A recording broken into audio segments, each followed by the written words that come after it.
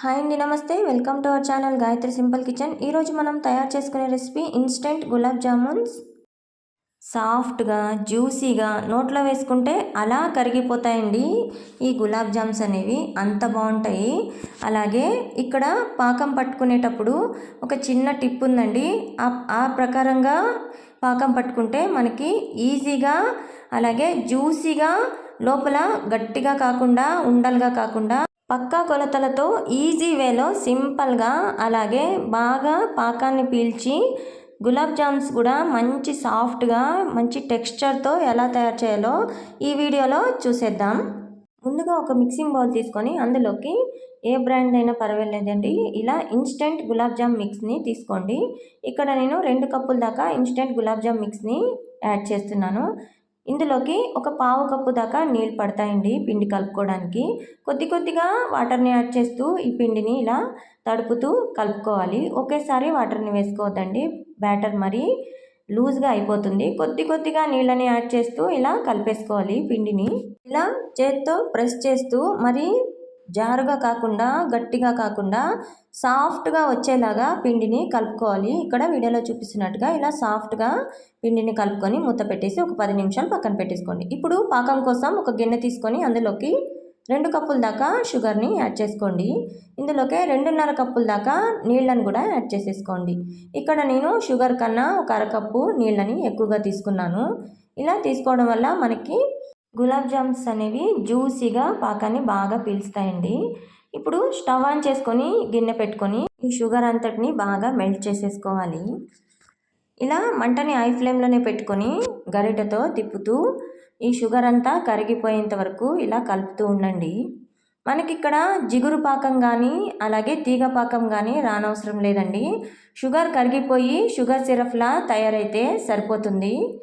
అలాగే ఇలా rolling boiling అవుతున్నప్పుడు 2 యాలకుల్ని క్రష్ చేసుకొని ఇందులోకి యాడ్ చేసేసుకొని ఇప్పుడు యాలకులను వేసుకున్నాక స్టవ్ ఆఫ్ చేసేసుకొని మూత పెట్టేసి అలా వదిలేయండి. మనకి ఇక్కడ పాకం రానవసరం లేదండి. ఇలా షుగర్ అంతా కరిగిపోయి ఇలా కొద్దిగా రోలింగ్ బాయిలింగ్ లాగా మరిగిపోతే సరిపోతుందండి. మనకి ఇక్కడ ఇలాగే పాకం పట్టుకోవాలండి, అలాగైతేనే మనకి గులాబ్ జామ్స్ అనేవి జ్యూసీగా వస్తాయి. ఇక్కడ 10 నిమిషాల తర్వాత ఈ పిండి అనేది బాగా నానిపోయింది కదండి. ఇప్పుడు ఈ పిండిని కొద్దిగా చిన్న చిన్న బాల్స్ లాగా పిండిని తీసుకొని రౌండ్గా చుట్టుకోవాలి. ఇక్కడ గులాబ్ జామ్ కోసం నేను ఇక్కడ మీడియం సైజ్ పిండిని తీసుకొని బాల్స్ లాగా చిన్నగా రౌండ్గా చుట్టుకుంటున్నాను. మీకు ఇష్టమైన సైజులో చేసుకోవచ్చు, చిన్నగా అయినా పెద్దగా అయినా చేసుకోవచ్చు. నేను ఇక్కడ మీడియం సైజ్గా ఈ గులాబ్ జామ్ బాల్స్ని రెడీ చేసుకుంటున్నాను. ఇలా కొద్దిగా పిండిని తీసుకొని అరచేతులతో ఇలా రౌండ్గా షేప్ చేసుకోవాలి. ఇక్కడ కొద్దిగా కూడా బిరుకులు రాకుండా సాఫ్ట్గా చేసుకోవాలండి. ఇక్కడ మనం బాల్స్ని ఎంత సాఫ్ట్గా బిరుకులు లేకుండా చేసుకుంటామో మనకి గులాబ్ జామ్స్ అనేవి ఆయిల్లో వేయంగానే అలాగే పాకంలో వేయంగానే చిట్లిపోకుండా చెదిరిపోకుండా అలాగే బాల్స్ లాగా రౌండ్గా బాగా పాకాన్ని పీల్స్తాయి. ఇలా బిరుకులు లేకుండా అన్నిటినీ రెడీ చేసేసుకొని పక్కన పెట్టేసుకోండి. ఇక్కడ డీప్ ఫ్రైకి సరిపడా ఆయిల్ని పెట్టుకొని కొద్దిగా పిండి ముద్దని రౌండ్గా చేసుకొని ఇందులోకి యాడ్ చేసుకోండి. మంటని మీడియం ఫ్లేమ్లో పెట్టుకొని ఈ ఆయిల్ని బాగా వేయించుకోవాలి. ఇదిగోండి చిన్న ఉండను వేసాను, ఇది కొద్దిగా కలర్ చేంజ్ అయిపోయింది. ఇక్కడ మనకి ఆయిల్ అనేది వేడెక్కిపోయింది. ఇందులోకి ఒక్కొక్కటిగా ఈ గులాబ్ జామ్ బాల్స్ని యాడ్ చేసేసుకోవాలి. మంటని లో టు మీడియం ఫ్లేమ్లో పెట్టుకొని ఇలా వేయించుకోవాలి. ఇప్పుడు గులాబ్ జామ్స్ అన్నీ వేసేసుకున్నాక మంటని లో ఫ్లేమ్లోనే పెట్టుకొని నిదానంగా ఈ గులాబ్ జామ్స్ అన్నిటినీ వేయించుకోవాలి.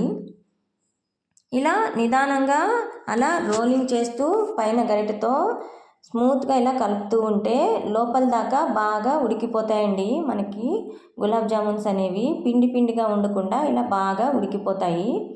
ఇదిగోండి మంటని లో ఫ్లేమ్లోనే పెట్టుకొని వేయించుకోవాలి.